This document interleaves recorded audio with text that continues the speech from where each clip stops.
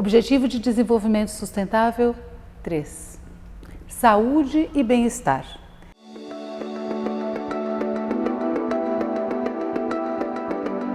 Os Objetivos de Desenvolvimento Sustentável são um apelo global à ação para acabar com a pobreza, proteger o meio ambiente e o clima e garantir que as pessoas em todos os lugares possam desfrutar de paz e de prosperidade. Estes são os objetivos para os quais as Nações Unidas estão contribuindo a fim de que possamos atingir a Agenda 2030 no Brasil. ODS 3. Saúde e bem-estar. A saúde é uma preocupação de todos. Garantir assistência quando necessário e viver de maneira plena e saudável são direitos que ainda são privilégios, principalmente em países como o Brasil.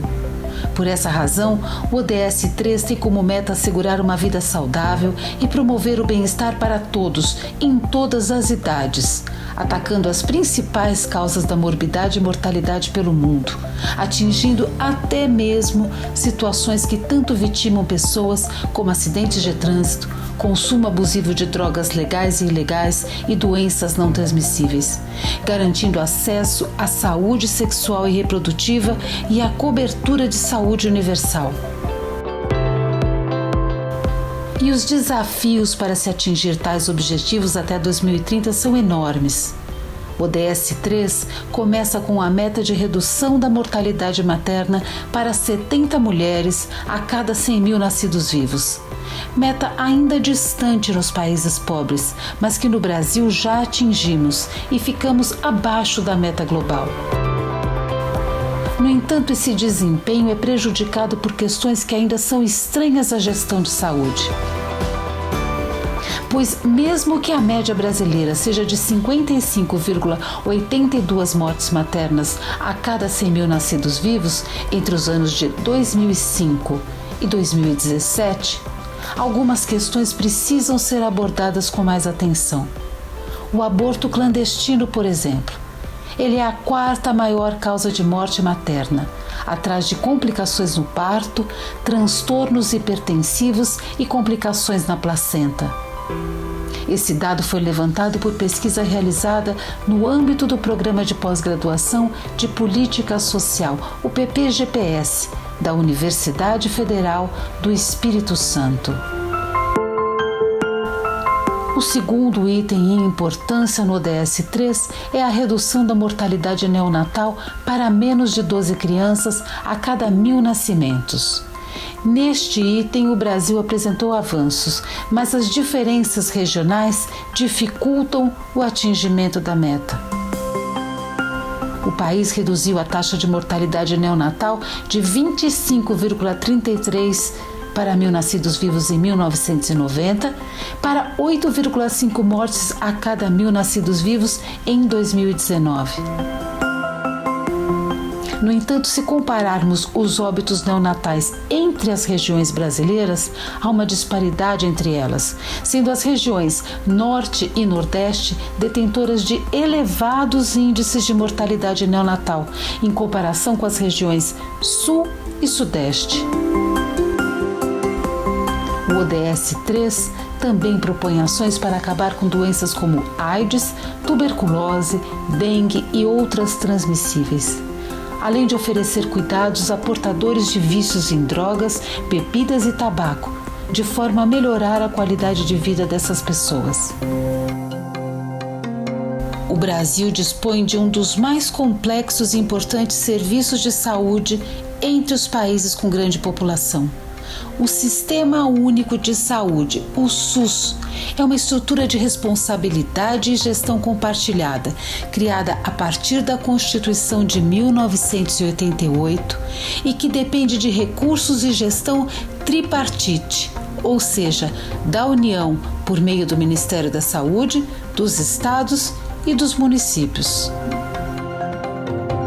Muito do que está proposto em relação às metas nacionais e subnacionais é de responsabilidade do atendimento de saúde na ponta, ou seja, nos municípios.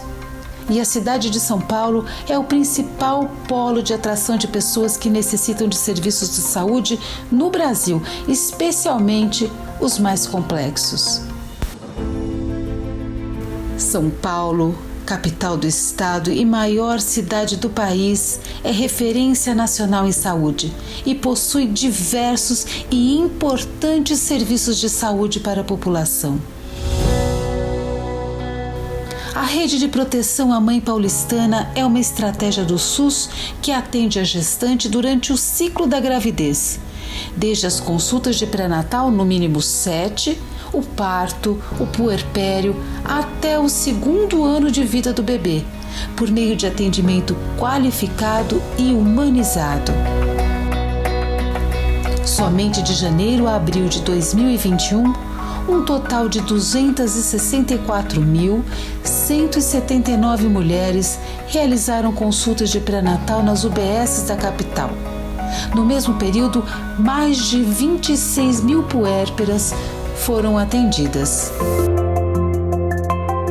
A rede municipal especializada em IST/AIDS é composta por 26 serviços municipais especializados, que incluem 9 centros de testagem e aconselhamento, os CTAs, e 17 serviços de atenção especializada, os SAIs. Os CTAs oferecem orientações sobre prevenção, testes para diagnóstico do HIV e medidas de orientação para evitar o contágio. Além das tecnologias de prevenção já ofertadas pelos CTAs, os SAIs também oferecem consultas e tratamentos para HIV/AIDS e co-infecções, inclusive hepatites virais e tuberculose. Em 2019, foram registrados 2.946 novos casos de HIV na cidade, 11,7% a menos do que no ano anterior, quando houve 3.340 novas notificações.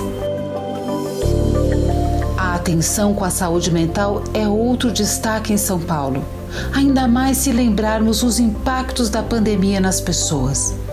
A capital possui locais específicos para esse atendimento, que são os Centros de Atenção Psicossocial, mas também as Unidades Básicas de Saúde, as UBS, são portas de entrada para o atendimento na área de saúde mental dentro da Secretaria Municipal da Saúde de São Paulo. A rede do município conta atualmente com 97 CAPs, sendo 32 para atendimento a casos de álcool e drogas, 32 para atendimento infanto-juvenil e 33 para adultos. Ao todo, 40 funcionam como CAPs 3, com acolhimento integral e funcionamento 24 horas, e um como CAPs 4, com funcionamento 24 horas e possibilidade de acolhimento integral nas 24 horas. Como já dissemos, as Unidades Básicas de Saúde, as UBS, são responsáveis pela atenção básica. Elas são a principal porta de entrada e o primeiro ponto de atenção à saúde no nosso Sistema Único de Saúde.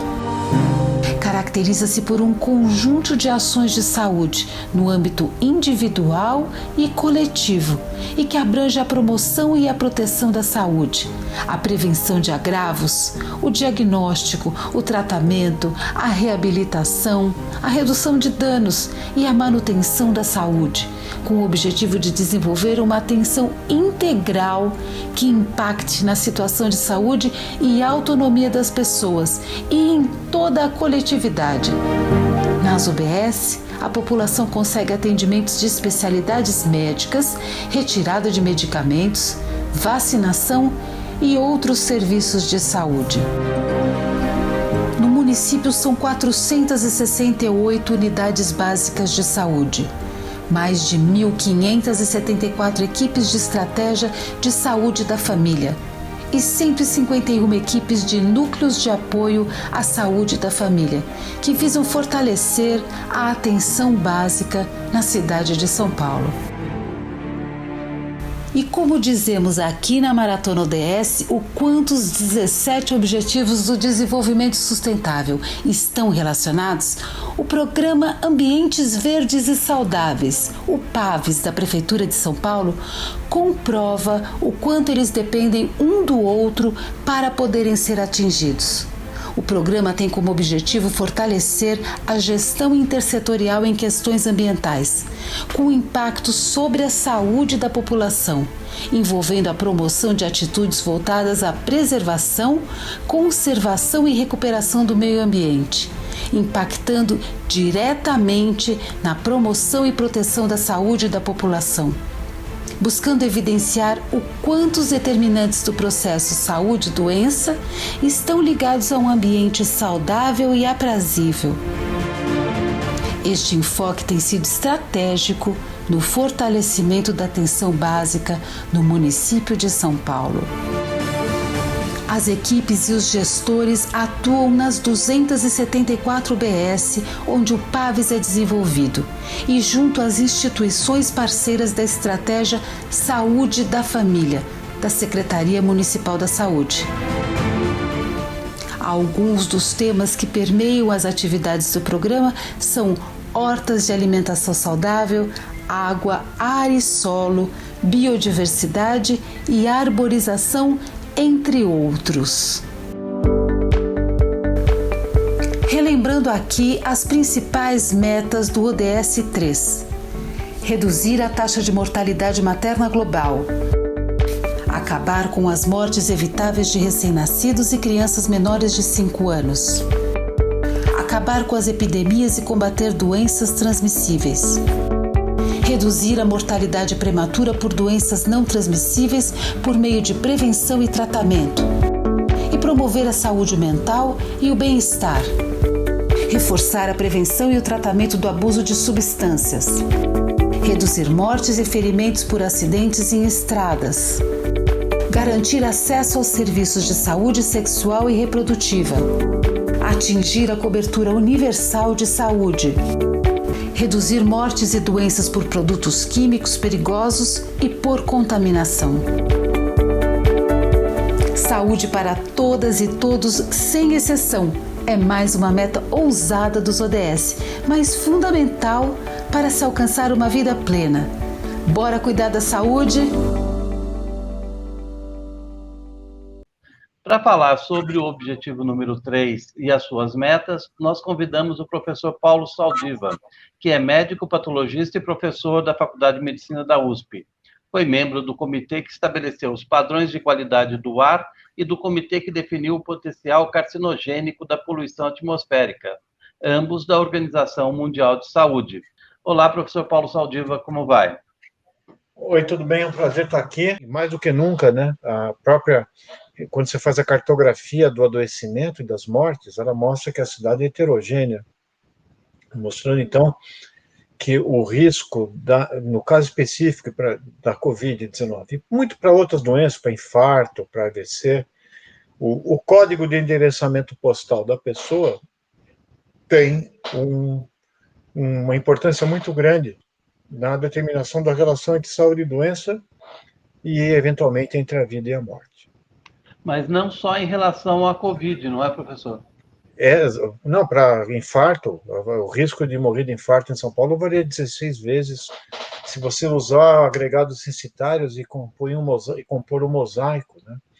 A mortalidade infantil no primeiro ano de vida também é substancialmente afetada pela localidade na cidade de São Paulo. Quer dizer, o mesmo município, o mesmo sistema de saúde, a mesma mesorregião, e você vai ver que fatores, quer dizer, o CEP é uma variável que agrega muitos outros componentes, como renda, como acesso à saúde, como padrões culturais, como princípios educacionais, valores, né, da comunidade, a própria organização do espaço urbano.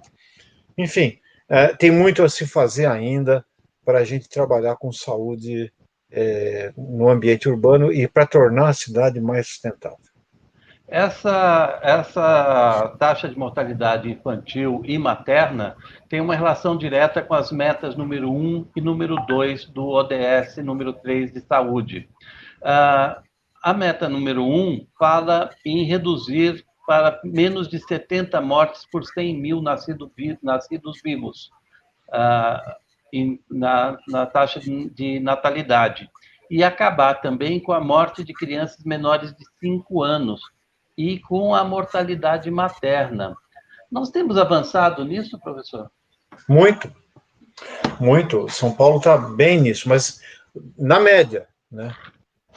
Na média, quer dizer, dentro da cidade de São Paulo, você tem vários níveis. Se você dividir São Paulo em microcompartimentos, você vai ver que isso não vai ser homogêneo. Então, na média, o Brasil como um todo, e a cidade de São Paulo é um dos melhores lugares nisso, reduziu muito a mortalidade, a prematuridade. A saúde urbana não é cuidar da saúde dos habitantes da cidade somente, ela pretende estudar melhor, fazer uma harmonia e uma compreensão da fisiologia desse ecossistema complexo, incluindo o espaço periurbano. Ou seja, uma cidade, ela não pode viver às custas dos recursos do seu entorno, dos seus recursos naturais, mas ela deveria viver, senão daqui a pouco em São Paulo nós vamos buscar água lá em quantos quilômetros? 400 quilômetros, 500? Nós temos rios que estão aqui rodando, né? E você vê, está em seca, não tem água, mas o rio Pinheiros, o rio Tetê, o Tamanduateí, que foi soterrado por administrações anteriores, né, como a gente perdeu todos os rios, tudo isso fez com que a gente tenha água, mas não possa usar. A água do Tietê vai ficar própria para uso a 200 quilômetros da cidade de São Paulo. Sim. Enfim, existem problemas que mostram que a cobertura vegetal, quer dizer, a própria e a estrutura do espaço periurbano que está sendo corroída, né, pelo crime seja legalizado através de grilagem, ou então o próprio crime organizado, que organiza essas invasões e depois é legalizado isso pelo município, né, vão tirando vão perdendo a cobertura vegetal, vão assoreando, vão destruindo os mananciais que nutrem a nossa cidade, modificando o clima, e também o próprio uso do solo urbano, que muitas vezes vai levando a um verdadeiro deserto de concreto no centro, com muito pouco habitado, né, porque os empregos ficaram no centro e as pessoas vão morar mais longe, pondo enorme carga, não só sobre os indicadores de sustentabilidade, mas nos priva de sono, nos expõe à poluição, nos expõe a ruído, nos expõe a ilhas de calor. Enfim, então, se a gente entender esse mecanismo e colocar saúde, na realidade a saúde, no meu entender, está em todos os objetivos ODS. Ela percorre todos. E a parte que é na sustentabilidade é a parte fraca. Por exemplo, você discute a questão do clima.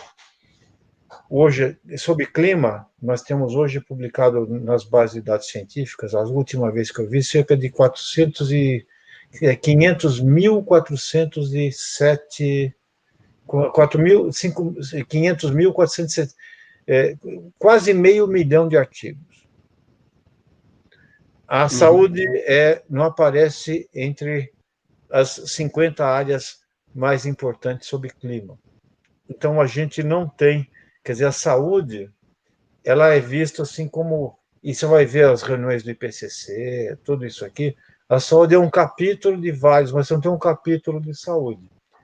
Justamente porque a saúde tem um custo, você consegue precificar a vida humana em termos de produtividade, e então isso, digamos, não é muito pouco aceito pela parte política desses órgãos de sustentabilidade. Nessa sua linha de raciocínio, nós temos as metas 4 e 5 desse ODS, que falam principalmente, as 3 e 4, que falam principalmente sobre as epidemias de AIDS, tuberculose, malária e doenças tropicais negligenciadas, além de saúde mental. Há muitas doenças que, teoricamente, são tratáveis e evitáveis, que acabam tendo esses rebrotes por conta dessa saúde ambiental? Não tenha dúvida, né? Veja, primeiro, vamos começar com as febres, né? Vamos pegar a dengue, zika e chikungunya que mora nas cidades. Uhum. A alteração do regime de chuva faz com que se concentre chuvas cada vez em períodos mais curtos, que é chuvas torrenciais, que se acumulam no lixo sólido e que favorecem a eclosão da larva do mosquito.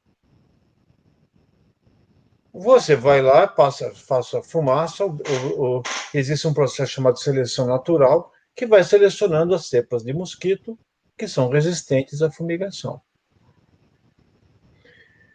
Então não vai resolver só com vacina. Quer dizer, houve esperança da vacina, assim como a gente teve febre amarela, que felizmente é por força de um cinturão vacinal que foi colocado na região norte de São Paulo, que antigamente você tomava vacina de febre amarela quando você ia para o centro-oeste ou para a região norte do Brasil.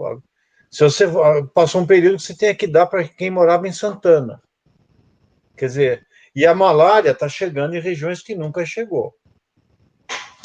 A pobreza, a contaminação, a coabitação de pessoas no mesmo espaço, as dificuldades nutricionais, as pessoas em indigência, vão fazer com que o contato prolongado transmita tuberculose multiresistente. Porque multiresistente por quê? O tratamento de tuberculose é longo, 6 meses, tem efeito colateral, a pessoa melhora e para de tomar o remédio.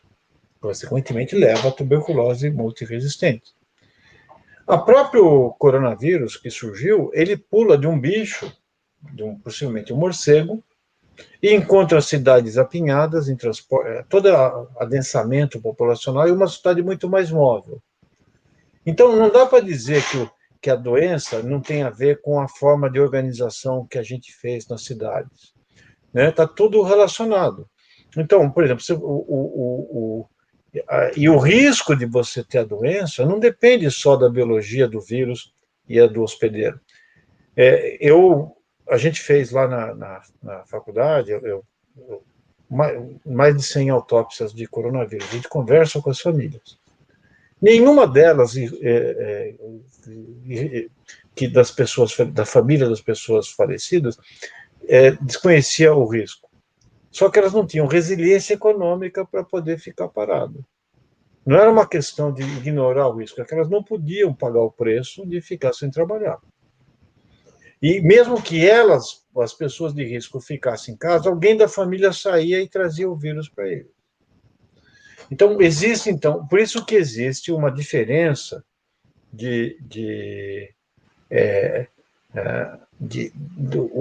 quando a gente diz que não é só um vírus mutante. Por exemplo, quando a gente teve a primeira grande pandemia do século XX, foi a gripe espanhola, a primeira grande pandemia de vírus de transmissão interpessoal. Teve a varíola no século XVIII, que foi controlada com vacinação, mas agora foi a gripe espanhola, que demorou 4 anos, 2 a 3 anos para fazer uma pandemia, porque ela acompanhou o movimento das tropas na Primeira Guerra Mundial, a ida e a volta delas. Depois você teve uma da gripe asiática em 1957, que foi o H2N2, o primeiro foi o H1N1. E agora a gente teve no século XXI uma pandemia de coronavírus, um beta-coronavírus, que foi a síndrome respiratória da China, a SARS, em 2002. Depois você teve um outro surto no Oriente Médio, que veio de camelídeos e chegou na Arábia Saudita, depois se espalhou para vários continentes, em 2012. Você teve antes um H1N1 que voltou em 2009, e agora o SARS-CoV-2 em 2019, 2020. Então, a gente saiu de 2 pandemias virais por século para 2 por década, em consequência do adensamento urbano, da forma de locomoção global. O vírus não viaja mais em barco através do Atlântico, ele vai de primeira classe ou vai viajando, ele pula da China, chega nas cidades de turismo, que fazem a disseminação local, e as pessoas que estavam nas cidades da Europa, Espanha, França e Itália, e voltam para o mundo trazendo o vírus para todos os lugares. Então, hoje, existe sim um papel importantíssimo da sustentabilidade urbana e da construção das cidades, da dinâmica delas, que explica o espalhamento das febres também. Professor, uma das metas também desse ODS é a prevenção, tratamento do abuso de substâncias, incluindo drogas entorpecentes e álcool. Muitos países criminalizam as drogas e criaram, principalmente aqui na América Latina, na América do Sul, tem muito isso. A criminalização das drogas criou essa guerra ao tráfico, e nós vivemos essa luta dia a dia nas grandes cidades, São Paulo, Rio de Janeiro e tal. Outros países adotaram uma outra estratégia de liberação do uso recreativo de drogas, e com isso ter mais acesso a essas pessoas. Na sua opinião, em que direção se deve caminhar para uma prevenção do uso abusivo? Bom, nenhuma das alternativas acabou o problema do uso de drogas, né? A diferença é que quando você libera, você primeiro tem um cadastro das pessoas e segundo você extingue o crime. Hoje a droga no Brasil ela prospera porque ela dá muito dinheiro. Ela dá muito dinheiro para tanto para os criminosos como para agentes que deviam estar controlando isso, né? Então é um bom negócio droga. Por isso que ela não é extinta. Então porque também você tem o mecanismo de adição, né?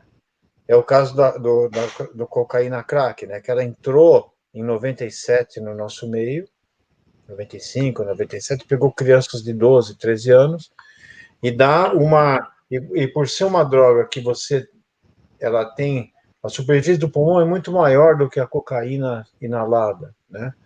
Ela é quase como uma injeção endovenosa, então ela dá um pico muito grande, porque ela é volátil, né? Você queima, aquele vapor penetra no pulmão e dá uma sensação absolutamente instantânea, né?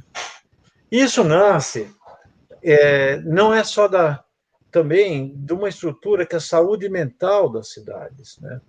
Ela é pior. A estrutura das cidades, ela favorece o desenvolvimento de doenças psiquiátricas. Quanto maior a cidade, maior a taxa de ansiedade, depressão e suicídio, né? E esquizofrenia, ajustada, quer dizer, ajustada para a população. Porque a gente, primeiro, dorme menos, e chega mais tarde em casa, acorda mais cedo, e o sono é importante para a manutenção da fisiologia cerebral, principalmente os ciclos de sono mais profundos. A gente vive num ritmo de trabalho que não desliga, né? Então, estou aqui falando, toco o telefone, nós estamos carregando o trabalho no bolso, assim como a gente, para aprofundar o sono, precisaria ter a melatonina, que é o hormônio indutor do sono, ela depende de você ter uma baixo estímulo da retina por luz e 2 horas depois é que você começa a ter uma indução do sono. Quantas horas quem está ouvindo a gente passa no escuro por dia? Pouquíssimas, né? Você tem o sol dentro da tua casa com uma lâmpada de LED e às vezes leva isso aqui, o sol para a cama e fica estimulando a retina. Então, o ruído urbano não ajuda, e principalmente as relações afetivas e sociais.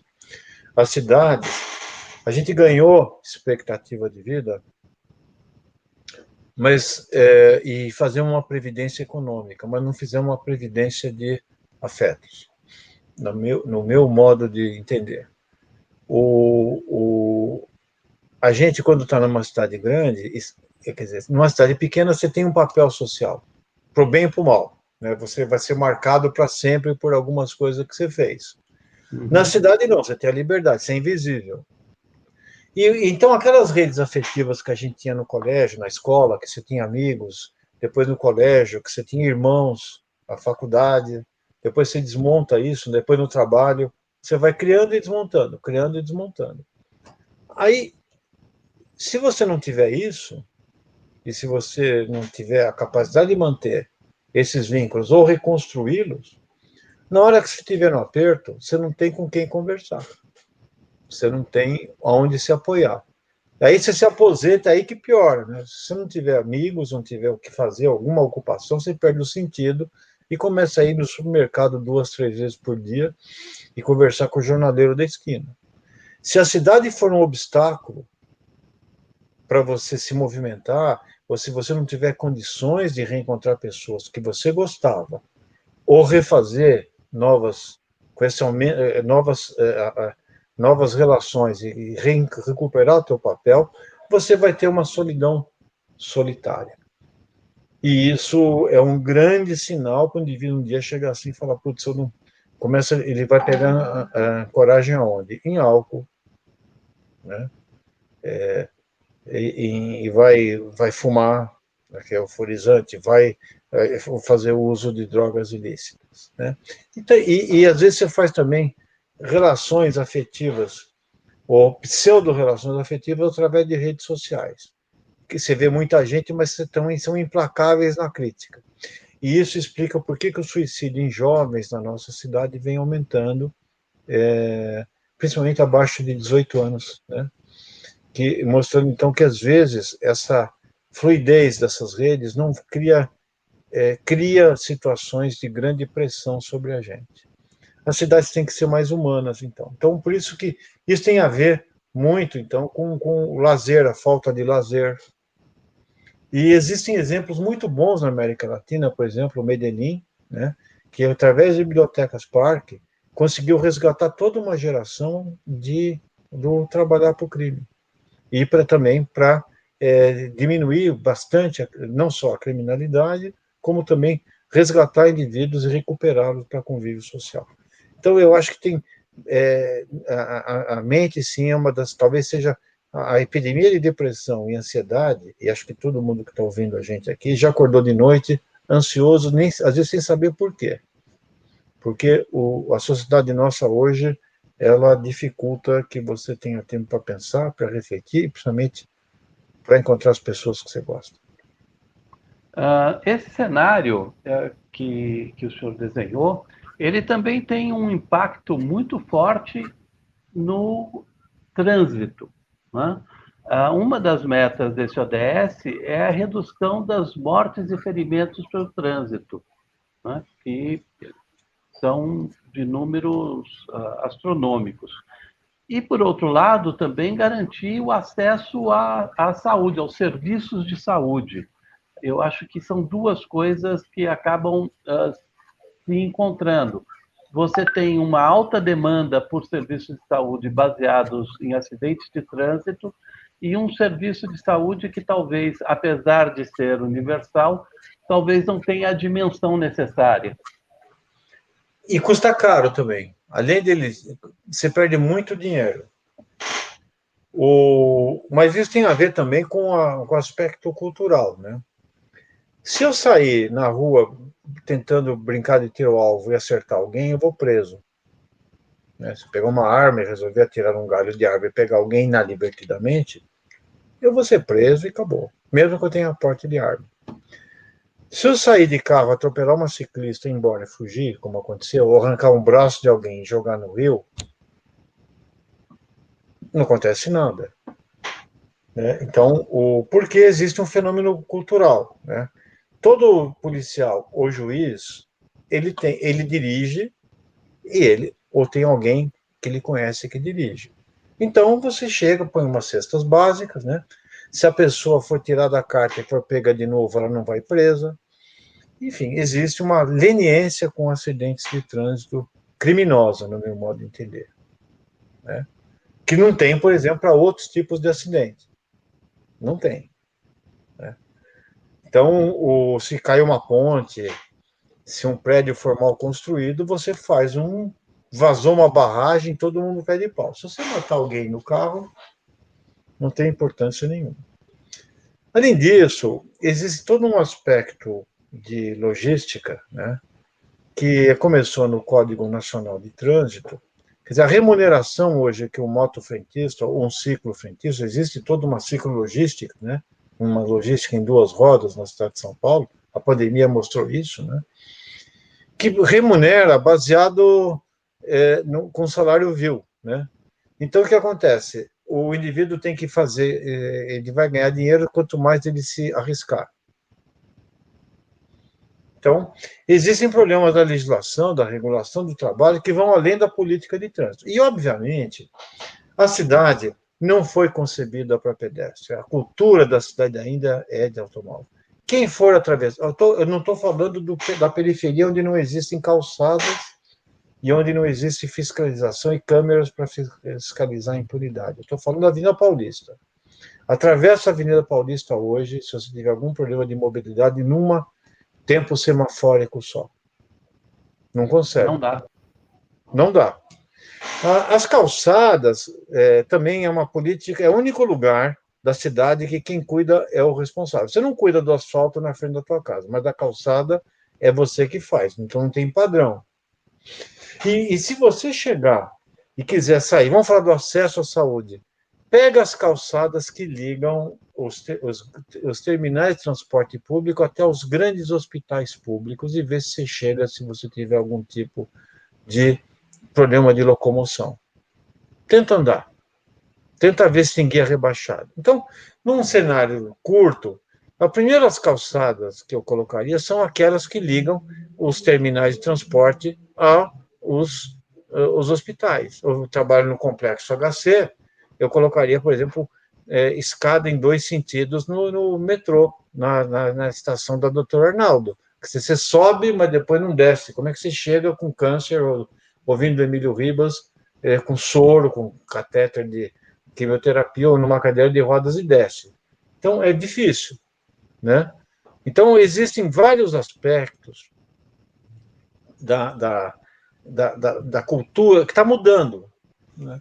A partir de junho de 2013, transporte público entrou na agenda dos prefeitos na campanha eleitoral. Mas antes, você vai ver que... Mas calçada não entrou ainda. Mas a gente ainda não chegou no estado civilizatório na nossa cidade, na nossa sociedade, aonde a gente tenha uma convivência de igualdade, né? Um tratamento equalitário para pedestres. Quer dizer, o Código de Trânsito diz que a prioridade é pedestre, depois ciclista, depois transporte público, depois transporte de carga e último o transporte individual motorizado. Na prática, toda a política de controle de trânsito é o oposto, né? E isso, então, existe uma dissociação entre o que a lei diz e o que é praticado no nosso cotidiano. E o SUS? Ele tem a dimensão necessária? Do ponto de vista de financiamento, não. O que o SUS fez foi levar a atenção primária à prevenção das doenças à maior parte da população brasileira que não tinha. Então, e principalmente o programa de saúde da família, ele foi eficiente em contribuir para a queda da mortalidade materna, queda da mortalidade infantil, aumento da expectativa de vida e, digamos, a melhoria da maior parte dos indicadores de saúde. O que o SUS não tem financiamento é o seguinte: se você ficar doente mesmo, precisar de um transplante, de uma quimioterapia prolongada, não vai ter para todo mundo. Então, o que acontece? A cidade de São Paulo, por exemplo, que é um centro médico, ela sofre de ambulancioterapia, né? Você vê um monte de ambulâncias nos grandes hospitais de São Paulo recebendo pacientes de outros municípios de São Paulo e de outros estados.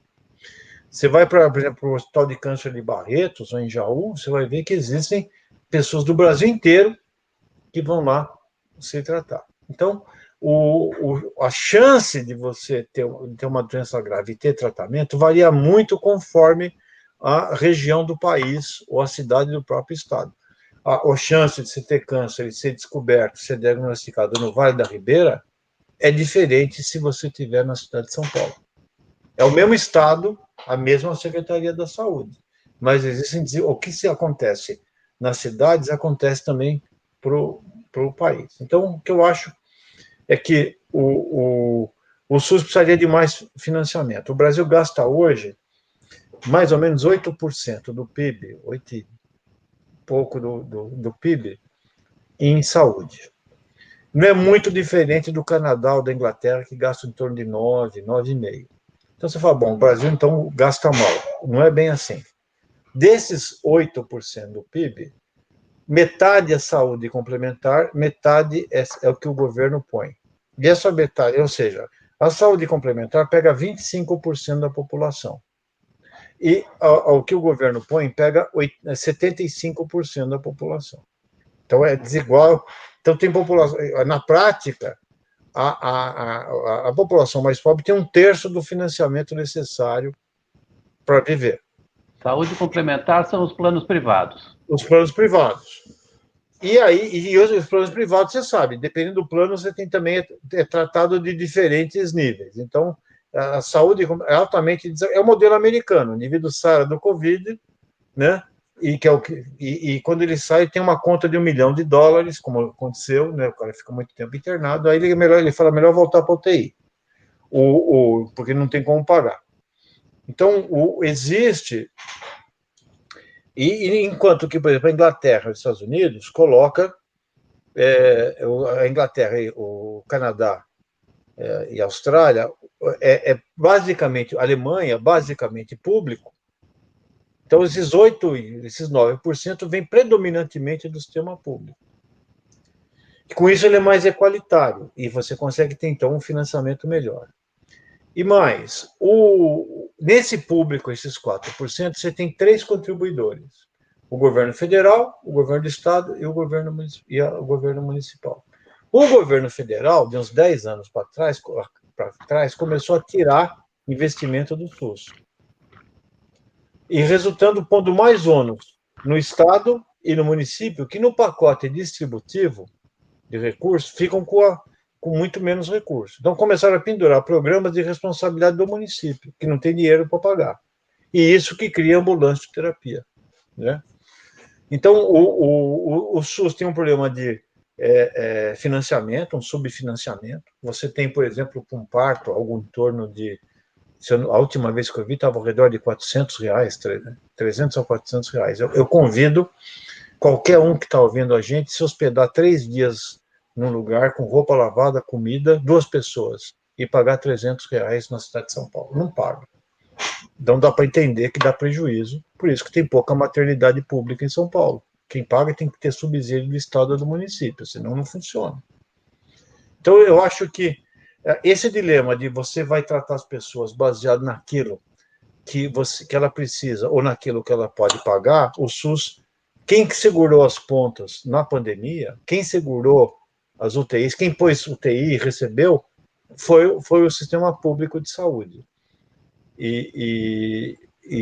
Então ele é muito importante, mas com as queixas que ele tem, lógico que tem um problema de gestão a ser melhorado, mas basicamente é que existe um processo de privatização branca estimulado pelo governo federal e existe uma bancada que trabalha no governo federal para que você faça um sistema de saúde complementar cada vez maior, com planos de saúde cada vez menores. Isso não vai ter, para a realidade do brasileiro, isso vai ser impossível, significa que não ter o SUS é a ausência de qualquer possibilidade de tratamento como existia antes no Professor, o Brasil tem uma tradição em vacinas.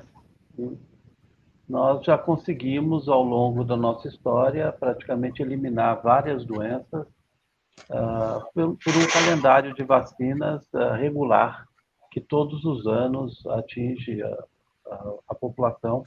Além disso, nós temos institutos de pesquisa e de produção de vacinas respeitadíssimos no mundo todo, não só aqui dentro. Como é que nós estamos trabalhando nesse momento e olhando para frente com essa possibilidade, inclusive, de novas pandemias mais cíclicas que virão em tempos cada vez menores? Nós estamos preparados para vacinação em massa, para produção em massa e vacinação em massa da população brasileira? Então, sim, do ponto de vista... O Brasil é um dos países onde o SUS consegue vacinar milhões de pessoas no final de semana, né? E funciona bem. De todas as áreas, a saúde, ela funciona muito bem integrada. Por exemplo, se você cometer um crime num estado, dificilmente a Secretaria de Segurança Pública do outro estado vai receber essa informação.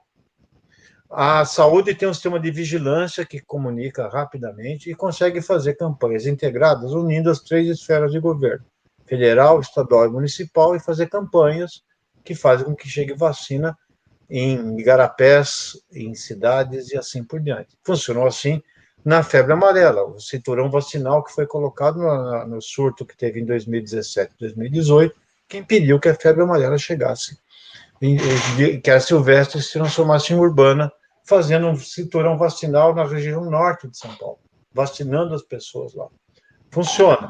Então, nós vamos ter que ter uma estrutura a fundo perdido, assim como você tem as grandes potências, têm arsenais nucleares, gastam uma fortuna nisso, para não usar apenas como prevenção. Talvez o mundo tenha que adotar uma linha de financiamento estratégico de produzir vacina para esse corona agora e para as futuras mutações do corona que vão ocorrer, sei lá, daqui a um tempo, porque elas vão ocorrer, você não sabe quando. Então, isso significa uma mudança da estratégia e a vacina terá que ser colocada como um bem comum da sociedade. A minha esperança é que a gente saia um pouco melhor do ponto de vista de certos fatores, como o globalismo, quer dizer, compartilhamento de dados, informação completa, vigilância epidemiológica não regional, mas global, e também produção de bens para todo mundo, porque a vacina em si, ela não é uma garantia. Por exemplo, pólio, você tem vacina eficiente desde os anos 60. Sarampo eficiente desde os anos 70, 80. E eles continuam circulando agora, ou por questões culturais, ou porque os países mais pobres não têm estrutura para aplicar essas vacinas. Então, não vai ser diferente com o corona. Se a gente não tiver meios de igualdade, ele vai ficar circulando, só que se ele sofreu uma mutação, com a mobilidade atual, as consequências de uma mutação vão ser muito importantes. Por isso que é importante a gente repensar um pouco o mundo e a gente aprende pelo sofrimento. Paulo Saldiva, muito obrigado pela sua participação na Maratona ODS do Instituto Envolverde. Tenho certeza que o nosso público vai apreciar muito os seus esclarecimentos. Obrigado por sua disponibilidade em estar conosco. Eu agradeço muito a oportunidade e a disposição e cumprimento pela iniciativa. As cidades mais sustentáveis certamente serão mais saudáveis. Ou seja, a gente não pode excluir o ser humano do ambiente que está em torno. E essa é a solução, porque não só é bom para a nossa saúde, mas também poupa dinheiro. Quer dizer, nós estamos subsidiando alternativas não sustentáveis, não só com vidas humanas, mas também com dinheiro, que faz falta hoje num cenário de recursos para a gestão das nossas cidades. Muito obrigado.